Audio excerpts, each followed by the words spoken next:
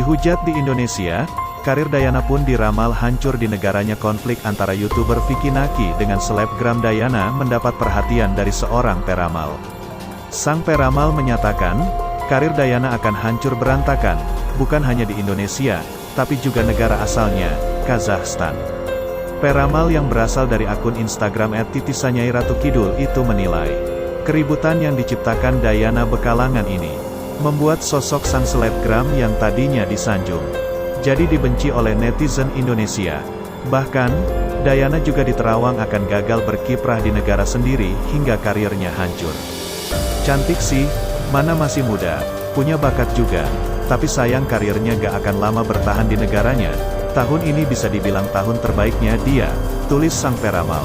Seperti dikutip Rabu, tanggal 27 Februari tahun 2021. Peramal itu juga membeberkan beberapa alasan yang akan membuat karir Dayana di dunia hiburan sulit berkembang. Di antaranya karakter dia yang angkuh dan pendendam. Ini anak gampang banget tersinggung, pendendam, angkuh, agak sedikit sombong, dan mudah terpengaruh, katanya. Kasus sama Vicky Naki, juga ini gara-gara ada kompor meleduk di sana yang memengaruhi dia sehingga jadi seperti ini. Akhirnya dia nyesel dah kenapa nurut kata-kata orang itu, tambahnya. Yang saya baca di negaranya pun akan ada beberapa masalah terkait jobnya yang tiba-tiba dibatalkan dari pihak sana. Pamor dia di sana pun akan semakin menurun dan kembali seperti dulu. Bahkan haters di negaranya juga banyak, papar peramal itu lagi. Meski begitu, sang peramal menyebutkan bahwa Dayana tetap memiliki masa depan yang cerah, tapi bukan di dunia hiburan.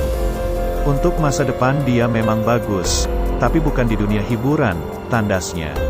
Seperti diberitakan sebelumnya, konflik yang terjadi antara Vicky Naki dan Dayana menimbulkan kemarahan penggemar Dayana di Indonesia lantaran sang selebgram menyebut tidak butuh penggemar Indonesia untuk bisa berkarir. Pernyataan ini yang akhirnya memicu fans Dayana di tanah air membuat ajakan untuk meng-unfollow akun Instagram Dara berusia 18 tahun itu.